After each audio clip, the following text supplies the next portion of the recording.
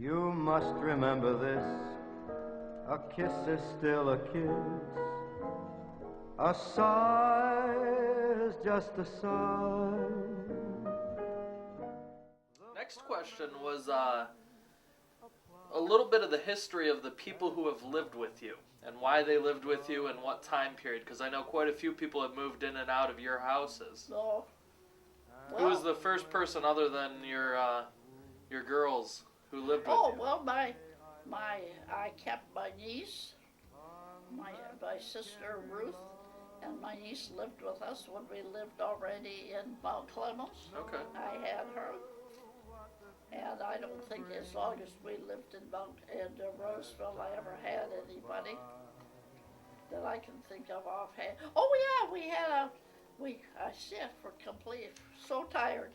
Her name was Irene. She was a office girl in the Eastland High School where Don taught, and at that time she came to live with us, and she was supposed to help do the dishes or help with the kids for her room and board. And somehow she talked the girls every night into getting out of the dishes so my girls would have to do the dishes. But come to find out years ago, she was out of the picture a long time before I even knew this, but she had just had a child, and her brother was raising this child, but she had to contribute to this child's upkeep. That child is a doctor today. But if I had known that she had this child or something, things would have been different.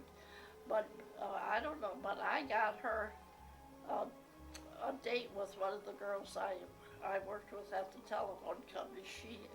Her husband had a good friend, and we got him to date this girl, and she eventually married him, and she's had a good life. And I kept in touch with her a good many years, but can't keep in touch with everybody. Who else moved in with you? And then in here moved, don't you think David and Karen were the first ones to move in here with Alex? Was my grandma Rep, or Campo at the time, was she here in between houses? Oh yeah, they did. When they were building their house. Mm-hmm. Which house were they building? They were building the house on Elodie, and I forgot about them moving here. Uncle Mike mentioned a story about him while he lived here. Mike? Yeah. You had to call the police. Do you remember why? Oh, well, that was when Pat couldn't find him, and we thought he'd run away. Yeah, and here he was sleeping in the basement. Oh yeah. Yeah, when Paul, that was just when Michael was old enough to go to kindergarten, because your dad went to kindergarten out there when they lived in Utica. Okay. Yeah. So they moved out, and then later on you mentioned my parents had moved in with you. Yeah. David, Karen, and Alex was here, and that's when Serena was born, when they lived here with me. And she cried so much, and Serena did? Yes, and Don says, David has to go to work. You've got to get up and keep that baby quiet.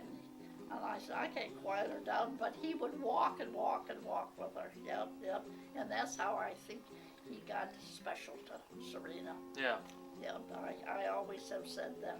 I think if he hadn't died, life would have been different. Mm-hmm. Yep. Did anybody else move in after? And then Alex and Dave moved in. Redford, right? Yep.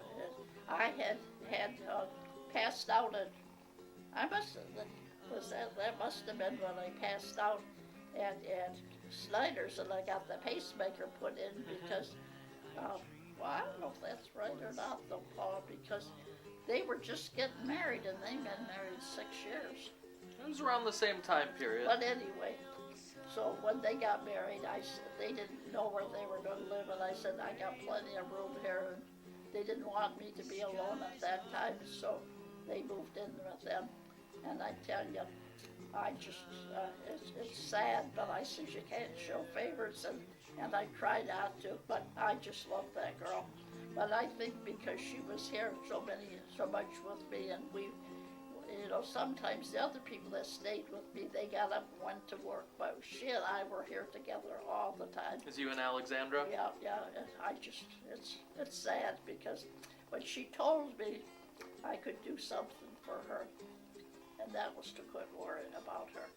And I said, yes, I can do that now because I see your kids are healthy looking and you look healthy too.